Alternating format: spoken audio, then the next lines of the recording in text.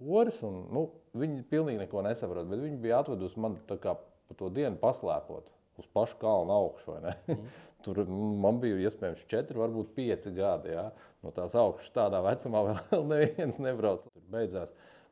Es teikšu tā, neko jau es salto nemetu no trampolīna un uz sniega, jā. Mēs tur Murjāņu dīķī lecām ar slēpēm, un tas bija tur ar tāds. Tas bija labs. Es to trampolīnu redzēju īstenībā. Es uz viņu biju aizbraucis uz tām drupām, kur bija ar slotām salikts, tas ieskrējiens zaļajām. Es pilnīgi atceros, ka es piedalījos būvniecībā arī. Jā, es atkal to saviem bērniem nespiežu, bet, ja mēs par kaut ko esam nevis vienojušies, bet es esmu piedāvājis, un bērns pasaka, jā, es gribu, tad es gan dodu viņam visas iespējas, un pats zinu, ko mēs esam izdarījuši jau ar vecāko meitu.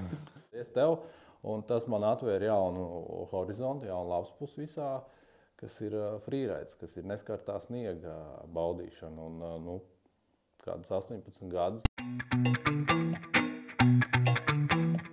Šis ir Latvijas un pasaules kalnu kultūras orientieris par kalnu, sniegu, cilvēkiem, kalnu kultūru un to, kas vieno visus kalnu un sniega draugus.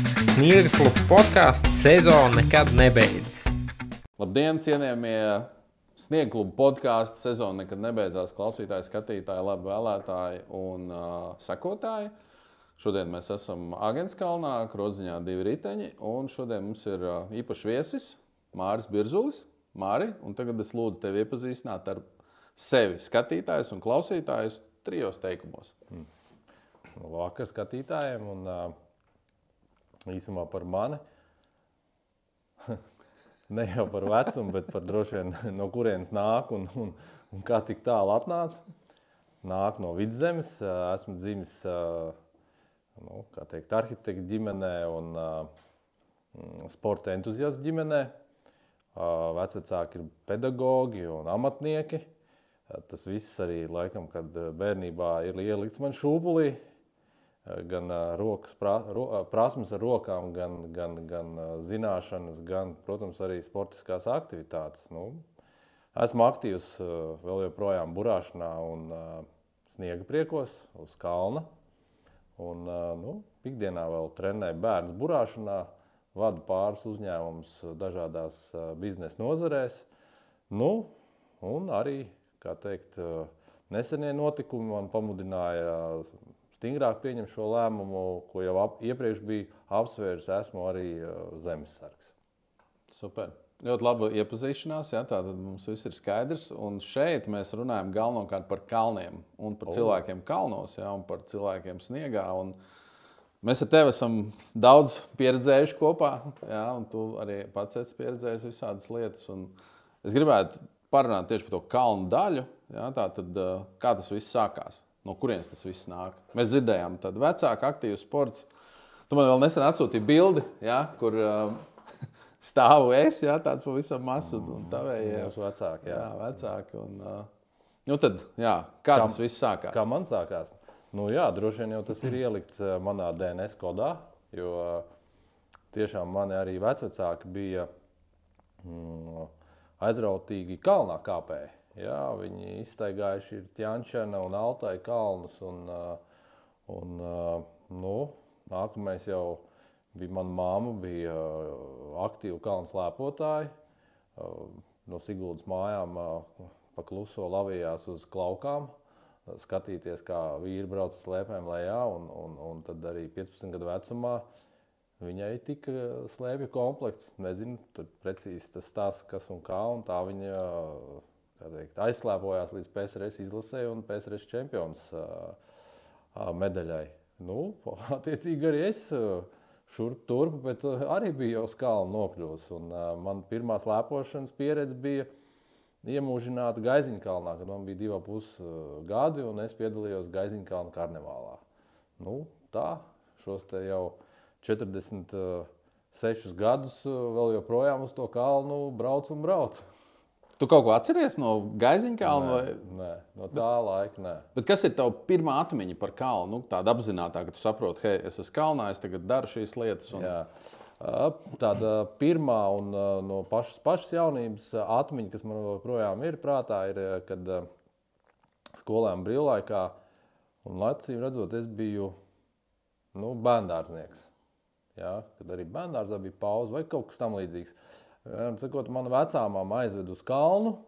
Man bija tāds mazs slēpīts, un mēs Siguldā pie panorāmas rāta pieejam pie sporta trases augšā pie koris. Un, viņi pilnīgi neko nesaprot, bet viņi bija atvedusi man tā kā pa to dienu paslēpot uz pašu kalnu augšu. Vai ne? Tur man bija iespējams 4, varbūt 5 gadi. Ja? No tās augšas tādā vecumā vēl neviens nebrauc lejā. Tur bija kurjos ar to, ka kamēr es liku slēpes klāt, tikmēr viens slēpi tur nobrauc lejā. Tā mēs ar vecumam gājām lejā, meklējām, atradām. Tāda ir man tā, teiksim, pat agrīnākā atmiņa no slēpošanas. Un kā tas attīstījās? Tātad tu to nepameti, jā? Vai kā tur negāja? Gāja visi sādi. Es, protams, trenējos tādās, teiksim, nogriežņos tad pie Ziediņa, tad pie Rozīša, tad es biju pie trenera Mēļķa freestylā. Patiesībā vēl bija posms pie Kordas trasē. Tur tā, kā teikt, tur pat Siguldā starp dažādām trasēm bija. Bet tā lielākā trenēšanās starp 10 un 14 bija pie Andra Mēļķa freestylā. Ja, un, tur bija vasaras nometnes kārtīgi tāds, kā teikt, ar asins garšu mutē pie slodzītes. Ja, tas patiesībā iedeva manu, vēl joprojām laikam vēl esošo to fizisko bāzi, ja, jo tās bija kārtīgas nometnes. Un, slēpojām. Es gan nebiju tajā laikā vēl tāds, kā teikt, daudzsološais perspektīvais uz tādām Donbas nometnēm vai uz citiem braucieniem. Es netiku ņemt līdzi, bet es tur, kā teikt, turēju līdzi. Tur šodien Dombai domāju. Dombai. Jā. Man liekas, ka mēs tev pirmo reizi varētu būt, ka esam satikušies Siguldā freestyle nometnes pagrabā, ja, kur bija dzīvojamās mājas pagrabā, bija, man liekas, noliktava. Stāvēja inventārs vēl kaut kas. Līvānenēs ir? Jā, varbūt tā bija Līvānena, es neatceros, bet tur bija pa ceļam uz pilsētas trasi, kur bija pirmais tramplīns, tad tur tas viss arī notika. Iespējams. Tu esi trenējies īstenībā pie diezgan daudz leģendāriem treneriem. Tā, es to dzirdu, mēs šeit arī diezgan daudz runājam par to, ka ļoti iespējams, ka šis podcasts ir par Latvijas kalnu slēpošanas vēstures pierakstu savā ziņā. Ja, jo nezinu, kāda iemesla dēļ, bet šis nav uzrakstīts uz papīra. Mēs vismaz mēģinām to uztaisīt video formātā. Ko tu atceries no šiem dažādiem treneriem? Ja tu vispār kaut ko atceries, jo, piemēram, mums šodien kā reiz bija saruna, un tur cilvēki arī pie Kordas trenējušies, bet viņi saka, ka tā Anda Kordas iesaist bija minimāla tajā tiešajā treniņu procesā. Protams, tie bija jaunāki cilvēki, līdz to viņš jau droši vien arī bija vecāks, bet tu kā reiz varbūt esi no tās paudzes, kas atcerās kaut ko tieši par Andu Kordu. Es arī patiesībā varētu diezgan līdzīgi teikt. Maz jau bija viņa tā iesaist treniņu procesā, vairāk bija viņa tāda, viņš tur to kalnu tur, kā teikt, darbināja, padzināja pa labi, pa kreisi, jā. Tādu tehniku patiesībā priekš manis viņš nedeva. Es biju varbūt arī iespējams maziņš. Tas bija bērndārs pēdējais posms, 1. klase. Un tad jau es patiesībā 1. klasē un tieši Kordas kalnā arī salauzu kāju. Pavasara brīvlaikā kopā ar Edgaru Gorbunovu lēkājot pa trampolīniem laikā, kad vajadzēja iet patiesībā uz ēdnīcu pusdienās uz to Siguldas centrā. Jā. Slaveno. Jā, slaveno. Bet pēc tam nākošajā sezonā es biju atpakaļ uz slēpēm, bet jau sporta trasē pie Ziediņa. Pie Ziediņa arī diezgan tā, tur tā aptuveni tā kā pelēkais pīlēns, tur šļūkāja līdzi. Ja? Bet pēc tam pie Ojāra, kas bija turpatās Ojāra Rozīša, kas uz tās pašas Siguldas trases trenēja, jā, viņš jau man tādus norādījumus un tehnikas nianses sāk jau ieteikt, norādīt un trenēt. Pa lielam, jā, arī mums tās ziemas sezonas patiesībā 80. gadu jau beigu pusi jau sāk palikt tādas, te ir, te nav, un sniega lielgabali jau nebija. Jā, un, Vēl nebija. Vēl nebija, jā. Vēl nebija mūsu galā, rietumos bija. Bet, pie Andra Mēļķa tur jau vairāk bija tāda, jā, tā freestyle tehnikas. Kā tev patika freestyles? Jo es arī sāku trenēties, bet man bija ar koordināciju, faktiski ar vestibular aparātu man bija izaicinājumi, tāpēc es neturpināju. Bet es pat pagāju, man liekas, uz batutiem vēl kaut ko padarīju. Cik tu ilgi tur nodarbojies? Principā, nezinu, līdz 14 gadu vecumā. Tad arī beidzās. 89. gads, 90. tas arī viss tur beidzās.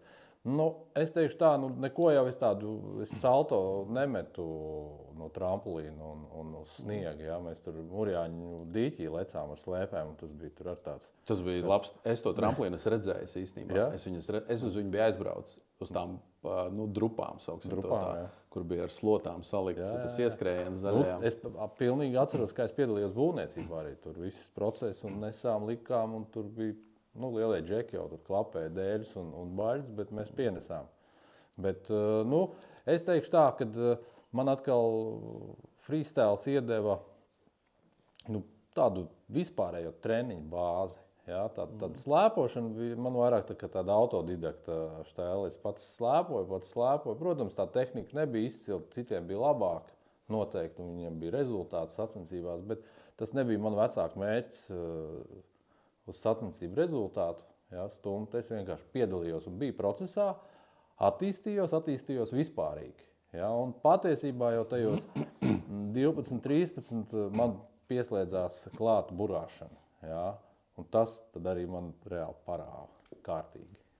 Bet uzaugot PSRS čempionus ģimenē, tava mamma, ja, tas... Saka, vecāki tev nevirzīja uz to sportu, bet bija tas sports. Uz sportu virzīja, bet nevirzīja uz augsto rezultātu. Okay. Bet kāpēc? Tāpēc, ka negribēja tev pārmocīt, kā tu pats domā? Vai tu ar mammu par to biji runājis kādreiz?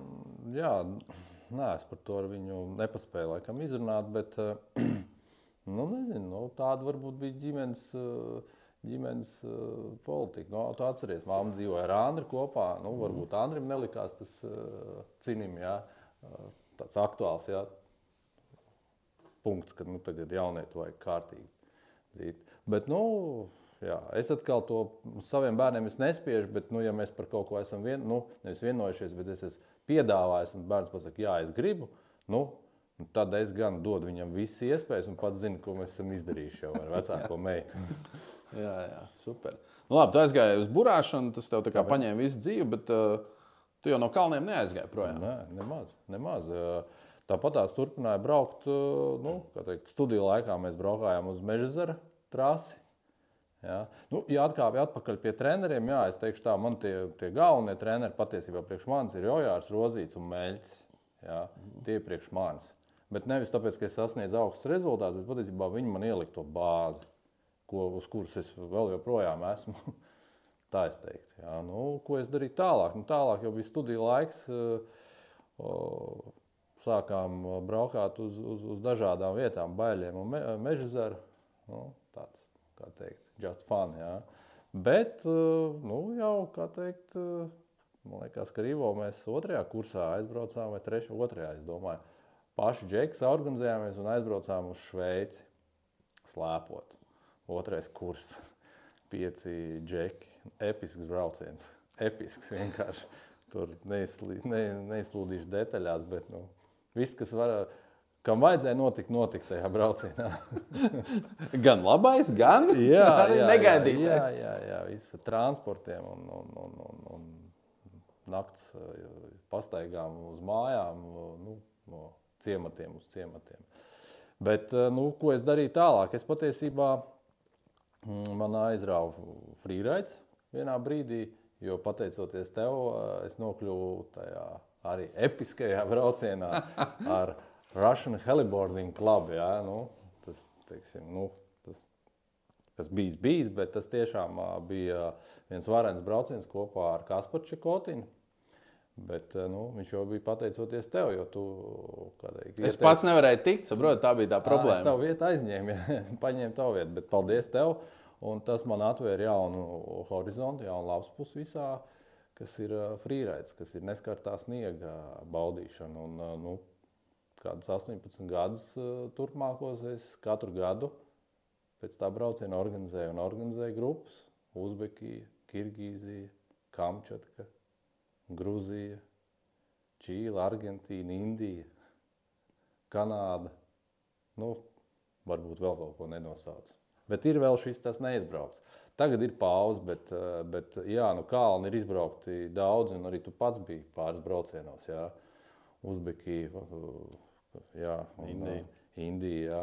Tur Indijā, protams, sniega kondīcija, bet tāda ir mūsu freerider tā dzīve, jā. Ja tu esi jau tā kā ļoti laicīgi saplānojis, tad tu vairs nevari izvēlēties sniega kondīciju. Jā. Tāda ir dzīve, jā. Tev jābūt gatavam, vienalga kāda apstākļa. Es esmu reģistrējies Amerikā, tur, man liekas, 2 mājaslapās, kurās ir tie, red alarm, kad powder alarm, jā. Viņš ir tāds arī saucās red alarm vai powder alarm. Ok, atnāk message, būs. Un tu esi kaut kādā, nezinu, tur Indijā, jā, ok. jā, bet ir forši aizbraukt uz vietām tajā brīdī, kad tur ir īstais sniegs. Jā. Ir bijušas, protams, varens reizes ar svaigo sniegu tādu, ka praks var palikt. Super. Klausies, viena liela lieta, tu esi arī uzņēmējs šajā sniega industrijā, tepat Latvijā. Un tev nav gājis secen arī laiks, kad tu mēģināji celt kalnu. Celt kalnu, vienkārši paņemt viņu un apsaimniekot. Jā. Pastāst, ko tu no tā esi iemācījies par Latviju? Par kalna uzturēšanu? Jā, tieši, ko tas nozīmē. Par biznesu, kas saistīts ar sniegu. Biznesu ar sniegu. Tas nozīmē izteikti neprognozējumu biznesu, jo protams, ka sniegs un laika apstākļi tie, kas diktē visu. Ja runā par stāstu saistībā ar kalna uzturēšanu, tad tas ir tāds arī posms man dzīvē, kad man pieaicināja Mežazeru noturēt viņu pie dzīvības un tā kā atdzīvināt. Jā, es to darīju pilnas 2 sezonas, 2 gadus. Iepriekš es tur biju stāvējis klāt, vienkārši nodrošinot kalnu to bāzi ar nomas inventāru, slēpju inventāru, bet, laikam ejot, viņiem saimniekiem arī bija skaidrs, ka vajag kaut ko palīgā ņemt. Un bija idejas, bet es sapratu arī, ka kalnu industrija laikam nebūs tas, ko es ilgtermiņā redzēju kā savu pašrealizāciju. Un, godīgi teicu, visi 2 gadi es vadīju un bija labi vīkendi un varbūt nebija tik labi, bet ko es varu teikt? Tas viss resurss, kas ir jāvelta sniega saražošanā un sniega kārtas noturēšanā, un lai tas viss ripot, tas ir ļoti, ļoti resursietilpīgi. Ļoti resursietilpīgi. Gan energo kontekstā, gan cilvēku resursu kontekstā. Es abrīnoju to entuziasmu, kas ir dažiem kalnu īpašniekiem, ejot cauri visiem šiem laikiem. Abrīnoju, malači, bet tam ir milzīga garvoziņa. Otrs, kuru es vēl joprojām esmu, tas ir sporta inventārs. Jā, un kopā ar manu studiju biedru Ivo mēs uzsākām Bursportu 99. gadā, kurš vēl joprojām, kurš mums tagad gads iet 25. jau būs dzimšanas, 24. dzimšanas diena, jā, nākošais gadu 25. Jā, vēl joprojām strādājam, izaugām arī tajā Klondaikas laikā, kad viss rullē, viss notiekās 2002, 2006, 2007, un tas viss. Lehman Brothers, jā, 2 ziemas nēsošās. Jā, bija vareni laiki, un tagad vēl joprojām esam šajā biznesa nozarē, bet ar tādām realistiskām ambīcijām, bet darbojamies. Sniegdēls un slēpes vēl joprojām ir pieejams Bursportā. Labi. Runājot par sniegdēli, tu sāki ar slēpēm, un tad vienu brīdi mēs pat, man liekas, kopā bijām kaut kur aizbraukuši ar dēļiem Kanādā, Raid Sales Meeting. To es kādu ļoti atceros kā vienu no dēļu. Uzbekijā arī mēs bijām ar Uzbekijā arī bija dēļiem, jā. Bet tu pēc tam tā kā pagāji nost un atgriezies uz slēpēm.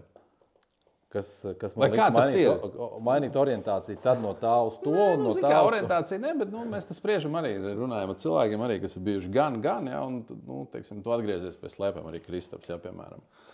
Dēļoja un tomēr ir atgriezies pie slēpēm. Kā tu to jūti? Es varu tā arī retrospektīvi pirmo reizi ar dēlu braucu Baiļos ar leģendārā Zigurta Penkuļa inventāru. Un jā, tā bija pirmā pieredze, bet, protams, es slēpotājs, kā teikt, 100% pārvaldu, bet mēs tieši ar studiju laikā Ivo, Aleks, visi tā kā uz dēļu bijām. Patiesībā viņi bija jau vienreiz izbraukuši kalnus ar dēlu, un tad es sapratu, tas pirmais vai otrais kurs, es ar dēli braukšu tagad un uzkāpu uz dēļu.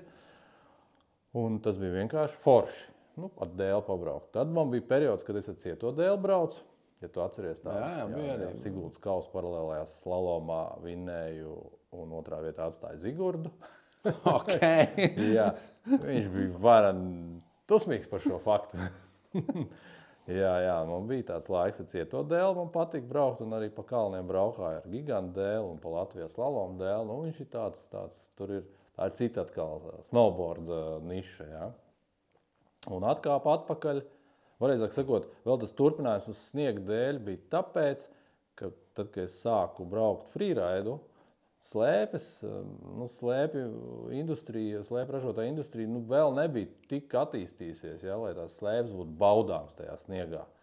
Sniegdēls toties dēļ saviem parametriem, platums, garums, viss, viņš bija ļoti baudāms jau, ļoti līgani un tā, kāda smūta tādu sajūtu varēja slīdēt pa to sniegu. Slēpt, tev tas bija tāds challenge, reāli cīnīties, lai tā turētos, izgriezt un braukt.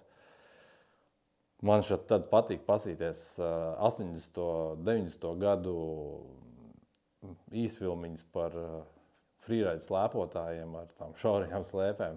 Kā viņi to, tādu pro-čaļu, kā viņi to izpilda. Bet, tas sniegdēls tajā laika posmā, kad es uzsāku freeride, bija tieši tas, ar ko bija visbaudāmāk braukt. Un tad tās korekcijas ievies divas lietas. Viena lieta, slēpēm bija jāuzkāpj, tāpēc, kad pašam savus bērnus vajadzēja mācīt jau uz kalnu slēpot, pirmie soļi. Neslēpsim, kad bērnam, kas ir 3-4 gadu vecumā, uz slēpēm reāli ir vieglāk nekā ar snowboard, un mēs to labi zinām, Snowboardists ir, 7-8 plus, tad viņš saprot, kā tur to savu asimetrisko kustību vadīt, jo slēpes ir simetrisks, līdz ar to viņam vieglāk to visu koordināciju. Lūk, un otrs bija tas, ka tā industrija slēpju arī labi progresē, un tās slēpītas palika diezgan tādas labas. Kas nav mazsvarīgi, tie ir pierādīti fakti, ka viņi ietekmējās un iedvesmējās no sniegdēļiem. Pagrieziena rādījus, karvinga slēpes, platumi, viss. Lokanības. Jā, tas viss nāca no sniegdēļiem. Tas nospiedošais, bet tieši, kad atdod spiedienu. Tādu kūleni, ne kūleni, bet man patiesībā es varu uzkāpt uz sniegdēļu arī tagad un braukt. Es neteikšu tā, ka universālais karējs, bet es varu visu darīt vēl joprojām. Ko tu izvēlējies vairāk pēdējā laikā, pēdējos 18 gados, jā? Pēdējos 18? Nē, slēpes es esmu vairāk. Tā ir, jā. Tas būs godīgi, bet, bija savs laiks uz dēļ. Bet nav ne labi, ne slikti, jā, tas tā vienkārši ir. Nē, tas ir, tagad tā, varbūt pēc 5 gadiem es uz dēļ gribēšu pabraukt vairāk. Kādas tev lielās atziņas par pēdējiem 25 gadiem sniega industrijā Latvijā? Tātad tu esi gan inventāri joprojām arī tirgo, gan strādājis kalnā, gan braukājis pa visu pasauli, redzējis visu. Jā. Es biju īstenībā iekšā nozarē, tā droši vien, kā saka, līdz serdei, pati būtība, vienkārši to nozari saprast. Ko tu esi tagad sapratis? Es domāju, pa 25 gadiem noteikti ir bijis tāds skatījums, kad, kā lietas ir mainījušās, kas ir bijis, kas ir labs, kas ir slikts. Kas ir labs, kas ir slikts. Tas nebūtu klasificējums, kas ir labs, kas ir slikts, bet tā tas ir. Diemžēl mums kalna augstums ir tāds, kāds viņš ir. Un ziemas gada laikā neprognozējumība ir tāda, kāda viņi ir. To mums gan geogrāfija, gan daba ir noteikusi. Un tie ir tas slikts, jo nav gara trase, ir liels resurss jāiegūt, lai to kalnu vispār palaist, uzpūst sniegu un tad līst lietus un viss ir atkal slikti. Un tā ir tā sliktā puse, caur kuru es saprotu, ka tādas bajās ilūzijas es neloloju tālāk. Labi ir tas, ka mums patiesībā tās trases ir. Tās trases, kalnu, viņi vēl joprojām darbojās un piedāvā šo te pakalpojumu. Tas vieš cerību, ka vēl 10, 20 un varbūt vairāk gadi būs tādi, gadi, kad cilvēki meklēs iespēju paslēpot, meklēs, kur ir inventārs. Kas ir varbūt Vēl no ne labi, ne slikti. Protams, kad jauniešiem, bērniem tagad aizvien vairāk un vairāk dažādas tās blakus iespējas parādās. Jā. Vairs nav, kas bija mums bērnībā, kad, ko ziemā darīt. Tas ir sniegs un kalns, jā. Ko vēl? Es tā iedomājos. Jā. Varbūt tur kādam ar ragavām vai ar distanču slēpēm, mums bija slēpes un uz kalnu. Tagad tās iespējas un pieejamības ir ļoti plašas un dažādas. Tas ir tas arī mīnus. Tā ir tāda konkurence tā kā par izklaidi, par sportu. Jā. Par uzmanību. Par uzmanību, jā. Tā. Kā tev bērni, viņi ir iedvesmojušies no tevis un arī izvēlās kalnu kādreiz? Maz. Ja vecākā meita, kā tu zini, izgāja posmu burāšanā un stopiņš bija ķirsīts dalību olimpiādē un starts un rezultāts. Tagad viņai ir autosports, kas ir tā kā mīļotā cilvēka arī hobijs un aizraušanās. Okay, vai uz kalnu viņi brauc? Jā, viņi ir braukuši uz kalnu, bet tā, reizi, 2 sezonā. Vidējā meita aizraujās ar jāšanu. Jā, tas ir dēļ, kā viņa gatava celties un krist un no rīta neaizgulēties. Jā. Un jaunākā, tā vēl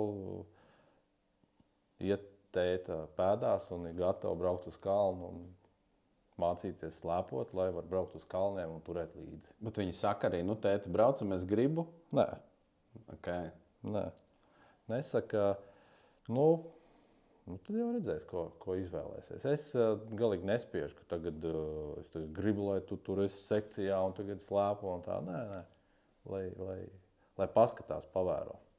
Vai tu esi ievērojis par šiem gadiem atšķirīgu pieeju, tātad kalnu, sniega, tādu brīvā laika, varbūt ne tikai brīvā laika, bet vienkārši šim sportam pēc būtības? Tieši skatoties paudžu griezumā, kā ir mainījušies cilvēki par šiem laikiem? Ļoti interesants jautājums. Ir mainījies, ir pazudis tas segments, kas ir tingeltāngels, man liekas. Tādi, kuri ir neko nezinu, bet kaut kur ir dzirdējuši, un tagad ir jābrauc un kaut ko vajag. Jā. Tāds tingeltāngels vairs nav.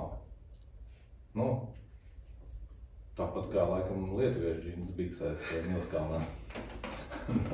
Tas arī bija tāds evolūcijas posms. Slēpošanas kultūrā un tā tālāk. Bet, tas bija arī tāds posms. Bet, kā mainījies, protams, kad arī sporta ziņā ir mainījies tie, kas sāk gaitas trenējot, lai trenētos. Tā latiņa ir augsta, arī tagad pacēlusies. Ar ko? Ar to, kad gan tie vecāki grib, lai tas rezultāts ir, un arī treneri ir, spiest piedāvāt nometņu braucienus nevis uz Gaiziņkalnu, bet uz Leviju vai uz Austriju, vai, ja ne 2 reiz, 3 reizes sezonā, tad 2 1 reizi, brauc sportisti, sporta grupa trenēties, jā. Tas mūsu laikā tā nebija. Tad tā kvalitāte tomēr ceļās. Jā. Acīm redzot, ir rezultāti arī. Ir arī rezultāti. Protams, kad mēs šauzināmies, ka valstī, kurā ir 300 metru augstākā virsotne, nav baigi viegli tādu saturīgu sezonu noturēt, lai trenētos. Tā ir tāda varbūt viena lieta, kas vēl industrijā mainījies. Protams, kad bija tas laiks, kad tirdzniecībā no 2002.–2003. Gada līdz 2007. 2008. Tā kā sēnes auga, pat visi tirgos, visi tagad darīs, visi, Tad arī kalni auga, bija ap 50 kalni. Jā, katra grava tur savu pacēlāju lika. Tas arī, protams, kad man tagad atskatoties, un es jau arī tad teicu, ka tas tā nenotiek. Te ir pat daudz dalībnieku, jā, tas tirgus jau nav bez izmēra, bet visiem liekas, ka tagad jāielēc iekšā. Tagad ir palikuši 3,5 spēlētāji tajā tirgu un kas nodrošina ar slēpju un snowboard klāstu. Nu, tie arī ir, jā, nu, tie paši, kas tad arī bija, nu, principā, paši, nu, tie pamati, jā, tie arī ir saglabājuši to vietu, kas labi. Nu, tas ir mainījies, nu, tādā attīstības gaitā. Nu, jā, nu, uz kalniem ir, es gan neesmu bijis šogad, jā, kalni ir atvērti, viss forši, viss notiekās. Neesmu braucis paskatīt, nu, kāda ir tā slēpošanas vai snowboard kvalitāte līmenis, jā, jo nu, tas arī ir būtiski, lai cilvēki smuki un pareizi slēpot, jā. Ko es varu pateikt salīdzinājumā starp Ziemeļameriku un Eiropu, nu, vēl jau vairāk ar mūsu galu, jā, Latviju, tad Ziemeļamerikā, ja kāds iet uz kalnu kā nu, pirmo reizi, viņš pilnīgi noteikti ņem instruktoru, jā, arī Eiropā tā ir.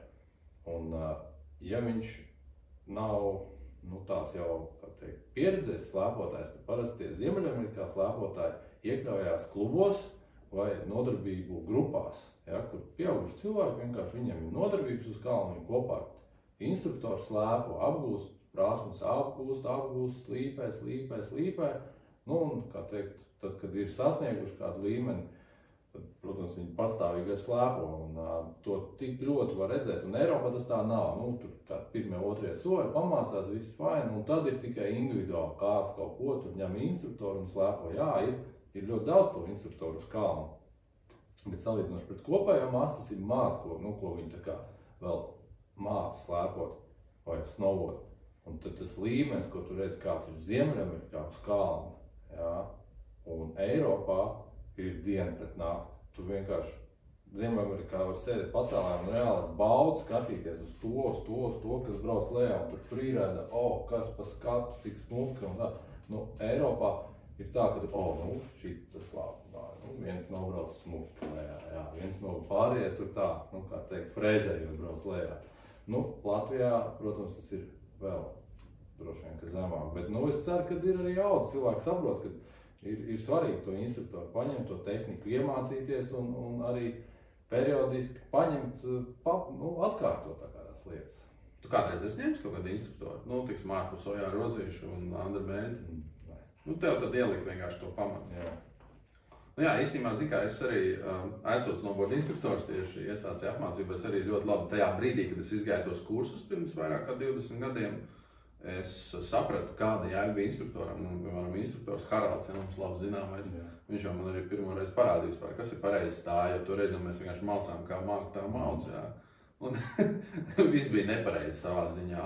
Un es sapratu, ka, teiksim, kas ir instruktora jēga, viņš tu iemāc pamata elementus, un tālākais, teiksim, cik tu labs tajā būs, tev vienkārši pašam ir jādara. Nu, tur nav nekāda jādara vienkārši tālāk, bet, nu jā, tie pamati baigi svarīgi, ļoti svarīgi.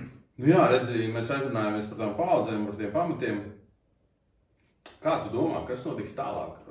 Es to jautāju tādu skatu, ka atceries, tu pats teici, nu, mēs arī pieredzējām 8. gadā viss beidzās, Lehman Brothers nobruka visi kalnu veikali, bija 2 sliktas ziemas. Tagad pasties, mēs sēžam novembra beigās un vienkārši kalni jau ir vaļā. Kā domā, vai ir iespēja, ka atgriežās šis te citas ziemas iespējamības, sauksim to tā? Citas ziemas, tā kā ziemas atgriežās? Jā, ka ziemas ir atpakaļ. Es laikam nebūšu utopists, es sekoju līdzi arī dažādu zinātnisko institūtu novērojumiem par to, kā golfs traumas sasilst un kāda rekorda skaita arī temperatūras dinamikā parādās. Jā, un, nu, bet es arī neesmu pilnīgi bezcerīgs. Es domāju, ka pēc, kā bezcerīgs, bet pesimists, teiksim tā, nu, cik mums ir ledus laikmeti jau ir bijuši šajā pusē, es saprotu, 40 ledus laikmeti, tad daudz, jā, un 40 reizes ir nokusis, jā. Tātad, nu, jāpagaida vien 20,000 gadu un atkal būs stabils ziemas. Mūsu senči varbūt to, ne, bet mūsu nākotne pieredzēs. Jā, tā kā, nu, nevajag būt pesimistiem, galvenais, lai turētu visi. Kā tu tagad vispār spēj savienot? Tev ir čūpa ar uzņēmumiem, tu esi zemesargs, ģimenes dzīve. Kur paliek laiks? Nav. Nu, kaut kā to liekam kopā, jā. Man ir ko paplānot, bet man ir labi cilvēki apkārt. Man katrā uzņēmuma tādā nozarē grupā ir cilvēks, kas ir, kā teikt, smējāmies te pirms brīža vienā kolēģa dzimšanas dienā, kad, tu zini Mārtiņš ir jau pamatlīdzeklis, bet viņš ir arī partners man dažai uzņēmumā. Līdz ar to tā to nevajadzētu uzskatīt, jā, kolēģi, tie ir mana komanda, kas man apkārt, kas atbalsta, kuriem es uzticos, kuri palīdz, protams, arī forši daži draugi, jā, un tā tas viss iet savu gājumu, jā, man ir ļoti atbalstoša sieva, kas atbalsta man visās aktivitātēs, un protams, reizēm viņi tā kā, kā teikt, klasiskais variants, bildi ir skaņa nav ārparādās, jā. Tādas dzīves situācijas ir, ejam tālāk. Bet, jā, viņi atbalsta un palīdz ar bērnu loģistikas lietām un plānošanām un tā tālāk. Man atliek vienkārši tikai darīt, kapāt. Es tev rakstīju īstenībā pirms kādu brīžu, un tu biji Nepālā. Gluži ne Nepālā, bet blakus Nepālā. Pastāst, kas tas bija piedzīvot? Kalnu. Skaidrs, ka kalnu, bet kāda tipa? Es domāju, atkal uz kādu kalnos augšā. Okay. Jā, es piedalījos tādā grupas pārgājienā, kāpienā, kuru vadīja Jānis Pļaviņš. Arī tāds labi zināms dabas cilvēks, dabas draugs. Un man uzrunāja viņa sastādītais plāns un tas gan mērķis, gan garums un papildus lietas. Mēs uzkāpām līdz vienam ledājam, un tas bija 4950 metru augstumā Himalajos. Un paskatījāmies virsotnes, pabaudījām skatus, kompāniju, ēdienus. Lielisks pārgājiens, un tas bija tāds tīri, kā to saka, hikings, jā. Trekings? Jā, trekings, hikings, jā. Bija dzelkšņi, cirvi? Nē, bez. Tas bija pārgājiens, tas bija turisms, jā, kā mēs šodien kā reiz noskatījām. Jā, un es varētu arī varbūt kāpt un tā, bet tas nav man tā kā dienas kārtībā ielikts. Mēs, protams, ka 4000 metru augstumā tu jau jūti, kad ir augstums, ka skābeklis ir krietni mazāk. Sāpēja galva? Nē, man nesāpēja galva. Nē, man bija ok. Kādam no grupas tur bija bišķiņ tā kā augstuma slimība bišķiņ. Indijā mēs arī bijām 400, man liekas, vai 4200. Jā, mēs 4200 uzkāpām kājām augšā, tad braucām uz to ciematu uz otru pusi.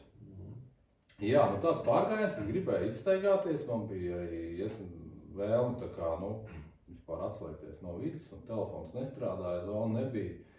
Un fantastiska kompānija bija. Ļoti dažādi cilvēki, kas kaut kāda apstākļu dēļ bija sagājuši kopā. Jā, un mums bija no dažādām valstīm, bet mēs tā kā latvieši, jā, bet, no Norvēģijas, no Taizemes, 3-4 no Latvijas, bet tik ļoti viens otru varējām papildināt ar stāstiem, dzīves pieredzi un emocijām, ka tas bija ļoti, ļoti baudāms pārgājiens. Īstenībā tas, ko tu stāstīji sākumā par to, ka tev vecvecāki ir bijuši alpīnisti, pareizi saprotu? Jā, vecais tēvs ar alpīnismu nodarbojās un mammas vecākā māsa. Jā, cik daudz no tiem stāstiem tu esi uzsūcis? Noklausījies, piedalījies, klausījies? Atstāstīt es neatstāstīšu, bet dzirdējis es tiku, jo principā vēl kādam bija braucienam vecā tā izpildījumā, kad es biju maziņš, bet es biju tik maziņš, ka tas nebija tā kā man vēl uztverams un atmiņā saglabājums, bet es dzirdēju vēl stāstu. Pēc tam jau fotogrāfijās redzēju, kas tur ir bijis un kur tu iec un tur. Bet man tas kalnu stāsts vēl ir ļoti interesants ar to, ka to man izstāstīja tēvs, Māma jau, kā tu zini, ļoti sen jau mirusi, jau 20 vairāk gadi, un žēl tēvs ar pirms 4 gadiem aizgāja, bet viņš man izstāstīja stāstu par Gruziju, par viņa piedzīvojumu ar manu māmu Gruzijā kalnos. Un tas bija tieši, mēs bijām ar sievu aizbraukuši uz to vietu. Tas ir aiz Gudūri, augšā uz Stepanas metu, kur kā augšā Kazbekā. Tad es uzkāpu, nokāpu, un tad tēvs man šo stāstu izstāstīja. Un stāsts ir tāds, ka tēvs bija iepazinies ar māmu Tehniskajā universitātē un Tehniskās universitātes koordinētā braucienā. Viņi bija pieteikušies Tehniskās universitātes organizētā braucienā uz kalniem, uz pārgājienu. Un sakrit tā, ka arī vecais tēvs bija devies uz Kaukās kalniem. Bet ar citu grupu, ar citiem mērķiem un tā, bet uz vienu un to pašu reģionu. Bet maršruti gandrīz līdzīgi, bet ne precīzi tieši tādi paši. Un tēvs stāst, kā viņš sapratis par to mana tēva, manas mammas un viņas tēva to saikni. Jā. Viņi tātad viens otru atrada kalnos, un kā viņi viņu atrada. Tad pirms viņi devās katrs tur ar savu grupu no Rīgas uz laikam, Minerāļnī vodi, jā, vai uz kuru to lidojumu. Jā. Viņi sarunājuši, ka tajā ielā teorētiski viņiem tie maršruti varētu ļoti satuvināties, jā, un ka tajā dienā, kaut kādā dienā, tajā laikā, tajā ielais, tur tādā pakalnā, viņi varētu satikties. Tā kā satikties, pārgājiens. Māma iet ar vienu grupu, bet viņi bija sarunājuši iepriekš. Viņi bija sarunājuši iepriekš. Tēvs saka, mamma bija bijusi jau iepriekš ar veco tēvu, laikam pārgājienos kalnos iepriekš, bet viņš pirmo reizi uz kalniem. Tad tā mamma saka, zin kā, šodien ir tā diena, jā, laikam tā trešdiena vai ceturtdiena, un zin, es tā domāju, ka viņi pēc kārtas vai kā, tur jāaiziet uz turieni, uz to vietu, un tur vienos ir jābūt. Labi, ejam. Jāaiziet uz to vietu, gaidu, un jā, pēc neuz laika parādās Mārtiņš, mans vecais tēvs. Pilnīgi no citurienes vispār. Un tajā laikā mēs paši saprotam, telefoni, GPS-i.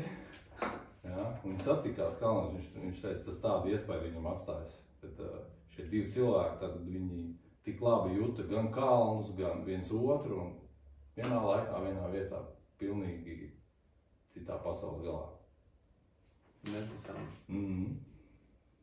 Kad tu to stāstu uzzināji? Saprotu, ka nesen? Nesen, tēvs izstāstīja. Tēvs izstāstīja, kā viņš piedzīvojas ar tādu situāciju, kopā ar mammu. Bet tad jau sanāk, ka tu esi kalnos, kalnu cilvēks, kalnietis. Jā, kalnu man neko citu nevajadzētu patiesībā. Varbūt arī periodiski jūru. Tu nekad neesi domājis par to, ka varētu dzīvot kalnos kaut kur, tā riktīgi, nezinu, Eiropā, Amerikā vai vēl kaut kur? Esmu. Neslēpšu, esmu. Un kas tālāk? Bet tās saknes jau piesdien, ko tad? Ir saistības, dzīves saistības, pienākumu, un tas tā kā nosēdina pie vietas. Jā, bet ir, jā. Ja es tagad augtu 20 gadu vecumā šodien, jā, un zināt, kas tajā pasaulē notiekās, tad teikt, es man liekas, brauktu uz Šamonī kalnu gidu instruktoru institūtu. Tur tāds ir. Ir, jā. Pabeigt to, un tad man būtu maza būdiņa kalnos, un es tā kā darbotos kā kalnu cilvēks. Man liekas, ka mums šīs dienas viens no viesiem kā reiz tur ir mācījies. Aha. Mums tur mazliet šo un to izstāstīja. Es arī pastudēju, bet es tā sapratu, es pastudēju šī institūta piedāvājumu un tā paskaties, ko es gribētu iemācīties.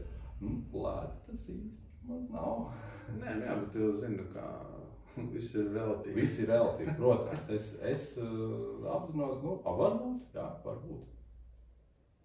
Kas tev attur? Droši vien, ka ģimene un viss. Saistības ģimene, pienākumu, biznesa. Es esmu vēl treneris savā kurāšanas klubā un bērniem. Kā teikt, vēl šobrīd nomaiņu neredz tuvākajā laikā, kas pārņemt.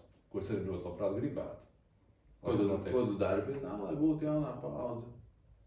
Lai būtu jaunā paudze, kas pārņem tās lietas. Nu, tikko mums bija federācijā tā kā aptāve, kas piedalīsies tiesnešu un sacensību sekretāru kursos. Un, tā kā tur parādījās temats, ka pa maz pieteikušies, bet, nebija noformēta tā ziņa tā, ka varētu arī piedalīties tie, kas nav sasnieguši 18 gadus.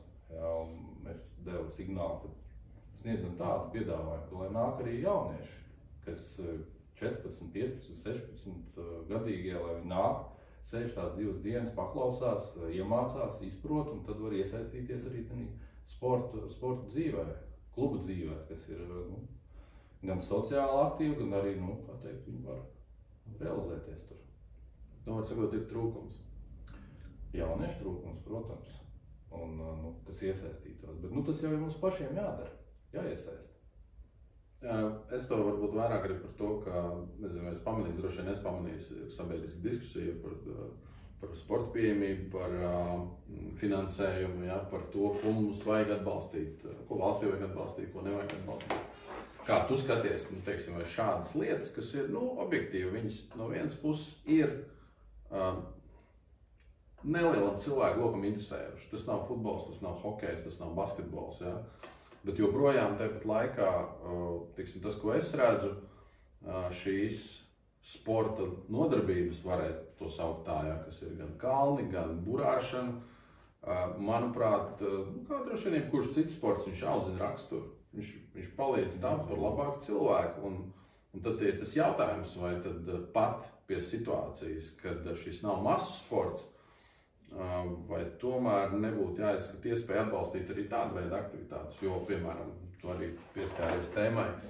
Augsts sasniegums sports mūsu sarunas laikā, un te, kad tu teici, kas tad mums te ir, mums šodien sēdēja sportists, kas bija iekļuvis pasaules kausa top 30. 22. vietā, nostartējis kalnu slēpošanā.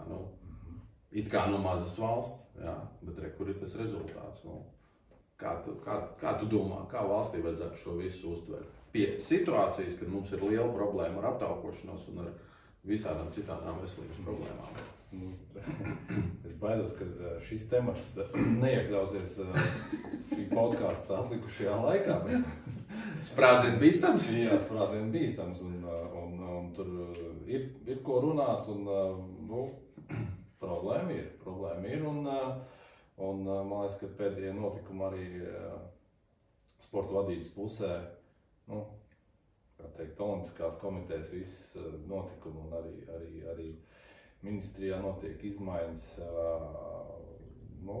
Es ceru, ka tie signāli tāpēc, kad ir jāmaina, nevis tāpēc, ka gribējās kaut ko pamainīt. Mums tā filozofija ir tāda bišķiņ deformēta, kā tiek sporta veidiem piešķirta nauda, kādu līmeņu sportistiem tiek dalīta nauda un vispār, kā teikt, kurš sēž pie tās silas tuvāk, tas arī vēl to visu nosaka. Tas ir dziļš temats. Es domāju, ka kas būtu būtiski tas, lai, valsts un pašvaldība ļoti vienkāršā, bet saprotamā veidā dotu un ļautu iespēju attīstīties sportam un bērniem sportā tur, kur tas ir visoptimālāk pieejams, un nevis būvējot daudzmiljonu halles, bet neradīt šķēršļus tiem, kas grib izveidot un uzturēt vietu, kas ir, pašvaldības īpašumā vai valsts īpašumā. Es tā vairāk arī paralēls pat ar savu, pieredzi arī pat velku, bet tur tiek radīti tādi šķēršļi un tādas mistikas, ka tikai nebūtu, bet patiesībā mums jau vajag vienkārši iedot vietiņu un, vediet bērnus, lai viņi tur darbojās. Tad tam visam būtu bišķiņ citādāk jāizskatās, un valstī ar pašvaldību vienkārši ir jādod maksimums, lai bērni būtu iesaistīti un jaunieši. Tas, kas ir vidus, tur amatieru sports, piedodiet, lai viņi paši maksā par to, un tad ir pats gals, top gals. Tur ir augsts sasniegums sports, tur Olimpiskā komiteja vai ministrijā izveidots departaments, kas to tālāk nokoordinē visaugstākajā līmenī ar attiecīgo finansējumu. Bet šobrīd jau tas vidus arī tiek pumpēts ar valsts līdzekļiem. Kāpēc? Bērniem vajag un jauniešiem. Ja, un brīvi pieejam un viegli saprotam, kā tas viss strādā. Ja, nevis visu regulēt pēc kaut kāda valsts mantas izlietošanas likuma, tagad jums jāmaksā komerccena, tagad jums līgums ir uz tādu termiņu, un to jūs varēsiet, un šito nevarēsiet. Ja, nu, beigās tāds čiks vien sanāk. Ja. Nu, jā, mēs zinām, mēs esam bijuši visādos piedzīvojumos arī šajā kopā, bet tavuprāt, kalnu sports 2023. gadā cilvēkam, kurš to nekad nav darījis, vai viņš ir pieejams un cik pieejams tas ir? Tavuprāt. Pieejams ir. Man liekas, ka tas kalnu piedāvājums un viņu sniegto pakalpojumu kopums ir labā līmenī. Nu, vismaz es teikšu tas, kas mums ir šobrīd vēl strādājošie kalni, ja, no tiem 50 2007. gadā, ja, un tagad ir 15, ja, vai kam tā varētu saskaitīt. Tur viss ir kārtībā. Nu, tas, protams, ir privātais bizness, ja, un kāda tur ir cenu politika, tāda viņi ir. Jā, ir tirgus ekonomika, nu, kurš kādu cenu ir noteicis, nu, kur zemāk, kur augstāk klients var izvēlēties. Ja. Bet pieejams ir. Protams, ka viņš nav lēts, ja. Tur saskrien kopā, aizbraukt, pacēlājs, inventāru noma. Nu, jā, tas varbūt ir tāds, kā teikt, tāda blaknītne, ja. Nu, tas nav gluži skriet pa mežu, sporta apavi, treniņtērs un skrienam, ja. Nevajag ne apgaismojumu gandrīz, ne speciāla infrastruktūra. Tā ir mīnus lieta, bet, nu, dārgi, man liekas, arī pie televizora sēdēt. Neko nedarot? Jā. Tas ir varbūt vēl dārgāk. Jā, beigās ir dārgāk. Jā, beigās ir dārgāk. Kas ir tas, ko tu atceries, ko tu esi darījis tādu neatlaidīgi, lai tikai būtu uz kalna, ko šodien cilvēki varbūt nevar iedomāties, ka tā varētu darīt un to varētu darīt, lai tikai būtu uz kalna? Iet 8 km ar slēpēm no Medeo viesnīcas augšā uz Čimbulaku. Kājām? Jā, kājām. Okay. Man bija situācija, ka es dzīvoju pie drauga Galgauskā. Mēs gājām katru dienu uz Gaiziņu kājām ar slēpēm un slēpzābakiem turp un atpakaļ kopā dienā 20 km. Nu, es gāju ar slēpzābakiem kājās no vecvecāku mājas Siguldā, kas ir pie Kraupļājas, tas ir tur lejā pie kapiem, pie policijas, jā, uz Kordas kalnu. Un nu, tie ir 3 km turp, nu, varbūt 2,5, un tāpat tās apakaļ. Nu, tā ir tas posms, kā teikt, 7-8 gadu vecums. Nu, 2. gadā Salvo zābakiem nolūja uz Burgals un papēdz. Viņi vienkārši nolūja. Salvo! Viņi klikšķi atdalījās. Es atceros, skatījās tā, kaut kas neticams, bet ir vienkārši atdalījušies. Nu, jo viņš jau ir... Jā, tu nevari ieiet veikalā un nopirkt. Nu, nē. Nu, jā, tā kā tādas trakās lietas, jā. Un kā domā, nu, ja mēs tagad, teiksim, pateikt cilvēkam, nu, tagad mēs brauksim, nezinu, dzīvosim tur, bet būs jāiet katru dienu 5 km tur, 5 km atpakaļ. Kalnā, pret kalnu, nu, piemēram, Svanetijā, ja? Mestijā. Kaut kā 5 km, man liekas, pret kalnu līdz pacēlāju. Kā tu domā, kā rēģēt jaunā paudze? Tas atkarīgs no kāda auditorija salasīs, jā. Ja viņi ir izsalkuši pēc sniega un kalnu un tā ir viņu sirds lieta, tad noteikti viņiem tā nav problēma uzkāpt augšā. Bet, nu, jā, protams, ka mūsdienās tas viss ir tāds, jā, kā teikt, visu vajag te un tagad, jā, un ērti un ar komfortu. Bet es zinu arī jaunieši bērni, kas ir, ja tā ir viņu sirds lieta, viņi ir gatavi iet un darīt. Un, man liekas, ka tā kā tā tev un man bija sirds lieta, mēs gājām, tu uz Gaiziņu, es uz Kordas trasi, nu vienkārši gājām, vienkārši jāiet, nu forši, es gribu būt uz kalnu šodien, es eju. Par šiem gadiem, kopš tu esi uz kalnu jau daudz, cik tu esi reiķinājis, cik sezonas? Tu teici 46, jā? Jā, 46. 46, man bišķi mazāk, man bija 40. Bet kā ir mainījusies tava izpratne par komfortu? Nu, ko tu šodien būtu gatavs darīt, lai tikai būtu uz kalna? Tev viss ir pieejams, objektīvi. Vai tu spētu sevi izaicināt kaut kādā veidā? Lai es būtu uz kalna, vajag to laiku izbrīvēt. Bet kādā ziņā tu domā izaicināt? Nu, piemēram, man tad tagad jautājums, tu būtu gatavs iet uz klaukām kājām? Nē. tas man liktos diezgan absurds. Bet zini, mēs pirms 20 gadiem, es neatceros, kuru gadu janvārī tas bija, varbūt 17 gadi, bet mēs 1. janvārī ar Kristapu un Kasparu Čekotinu gājām uz klaukām kājām. No vilciena? Nē, mēs atbraucām ar mašīnu, nolikām mašīnu, bet tur bija tas garais gabals caur mežu pāri vairākiem strautiem. Principā tas gājiens bija, man liekas, ap stundu caur mežam. Te jau es tur nepareizā vietā, ja tu aizbrauc līdz Līvu kalnam. Nē, es zinu, ko tu saki, jā, bet es vienkārši viņus aizvedu pa savu bērnības taku, ko mēs kādreiz darījām. Tad es dzīvoju Mežparkā, sestdienas, svētdienas, 7 no rīta, mēs esam jau tramvajā, 7:20 mēs esam pie Čiekurkalna stacijas, 7:30 nāk vilciens uz Siguldu. Mēs uz staciju izejam cauri kravas sastāviem, kas tur stāv Čiekurkalna stacijā. Tur bija liels loku sastāvis. Mēs izejam zem vilcieniem, iekāpjam. Mēs esam 8:30 Siguldas centrā. Un mēs ejam kājām uz klaukām kopā. Tas bija, man liekas, ap stundu kājām. Nekā cita nebija, un tā pagāja visu man bērnību. Un es īstenībā, kad mēs izgājām ar Kristapu Malvurfu un Kasparu Čekotinu 1. janvārī, man īstenībā riktīgi patika. Es pilnīgi nebiju aizmirst to sajūtu, ko nozīmē, ka tu vienkārši ej reāli gabalu, lai tikai būtu uz kalnu. Protams, tur bija uzsnīts nenormāli daudz sniega, mēs tur uzfilmējām pāris kadrus, man liekas, ir tāda freeride laukās, un tur viss bija jau, tā kā saka, mierīgs.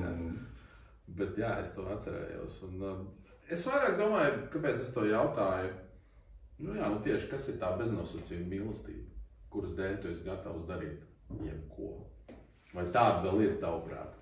Es domāju, ka kaut vai šis pārgājiens kopā ar Jānu Kļaviņu kalnos, un es arī, man īsti nebija tā laika, bet es gribēju uz kalniem, un vienkārši es plānoju, organizēju, menedžējos un aizbraucu uz kalniem. Tieši tāpatās, tagad varbūt ir mazāks tas entuziasms uz freeride braucieniem sagatavoties, bet tāda apņemšanās ir uz kaut ko apaļ tādu to saorganizēt un izbraukt vēl tās dažas galvenās vietas, kuras vēl nav redzētas. Bet es esmu gatavs strādāt vairāk,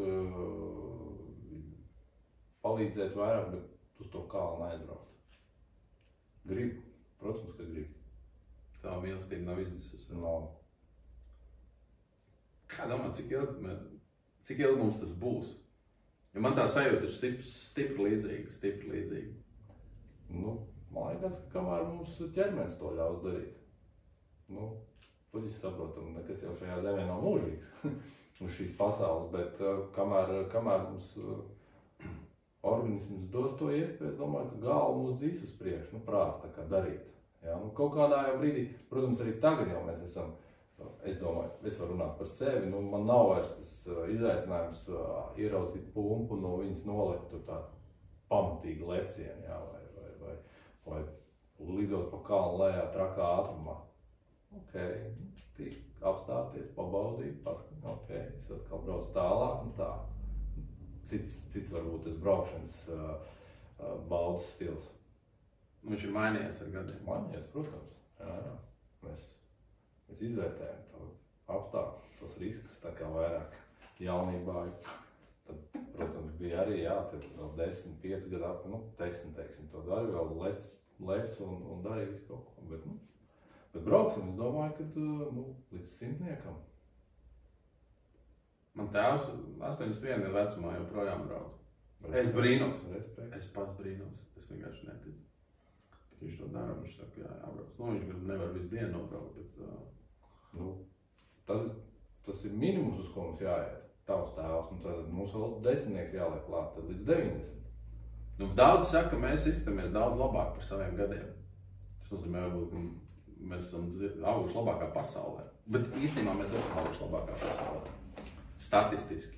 Šobrīd ir zelta laikmets. Nu, protams, ir ģeopolitiskas problēmas un daudz kas Mēs paši saprotam, ka medicīna gājas uz augšu un visi sociālie aspekti arī gājuši uz augšu, kas, kā teikt, vide ir palikusi labvēlīgāka, automašīnas mazāk izmet šos te CO, kafejnīcās vairs nepīpē, ja, un tālāk un tā tālāk.